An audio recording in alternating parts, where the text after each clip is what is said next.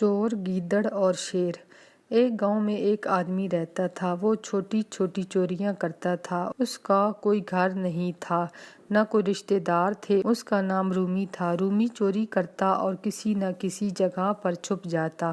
اسی طرح سے اس کی زندگی گزر رہی تھی۔ ایک دن رومی ایک دکان پر سے چوری کرتا ہے اور دکاندار رومی کے پیچھے بھاگتا ہے۔ رومی بھاگتا بھاگتا جنگل کی طرف چلا جاتا ہے اور ایک درخت کے اوپر چڑھ جاتا ہے۔ کچھ دیر کے بعد اس درخت کے نیچے دیکھتا ہے، وہاں پر ایک گیدڑ آتا ہے۔ اس کی ٹانگ ٹوٹی ہوئی ہوتی ہے اور گیدڑ بڑی مشکل سے چل رہا ہوتا ہے۔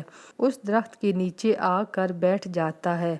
رومی اس گیدڑ کو دیکھتا ہے اور کہتا ہے کہ یہ گیدڑ کس طرح سے شکار کرتا ہوگا، اس کی ٹانگ تو ٹوٹی ہوئی ہے، یہ تو بھوکا ہی رہتا ہوگا۔ رومی گیدڑ کو دیکھ کر یہ سوچ رہا تھا تو اتنے میں وہاں ایک شیر آ جاتا ہے۔ اس کے منہ میں بہت بڑا گوشت کا ٹکڑا ہوتا ہے۔ شیر وہ گوشت گیدڑ کو دے دیتا ہے اور وہاں سے چلا جاتا ہے۔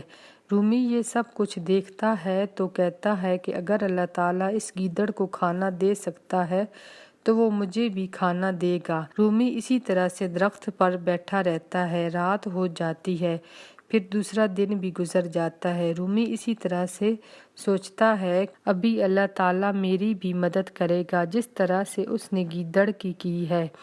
پھر رات ہو جاتی ہے اور تیسرا دن آ جاتا ہے۔ اب رومی کی بھوک کی وجہ سے حالت خراب ہو رہی ہوتی ہے۔ پھر رومی درخت سے نیچے اترتا ہے اور چل پڑتا ہے۔ کچھ دیر کے بعد اس کو ایک بوڑھا شخص ملتا ہے۔ بوڑھا شخص رومی سے کہتا ہے کہ تم اتنے پریشان کیوں ہو؟ تو رومی کہتا ہے کہ میں اللہ تعالیٰ سے ناراض ہوں۔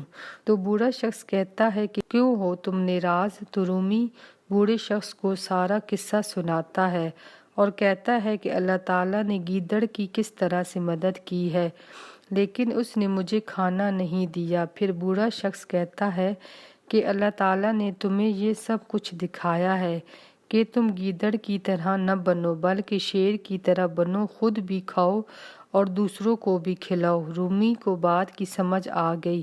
رومی اللہ تعالیٰ سے معافی مانگتا ہے اور کام کرنا شروع کر دیتا ہے۔ اب رومی جو بھی کماتا آدھا خود کھاتا اور آدھا غریب لوگوں میں دے دیتا۔ اب رومی بہت خوش رہتا تھا اور سب لوگ رومی کی تعریفیں کرتے رہتے تھے۔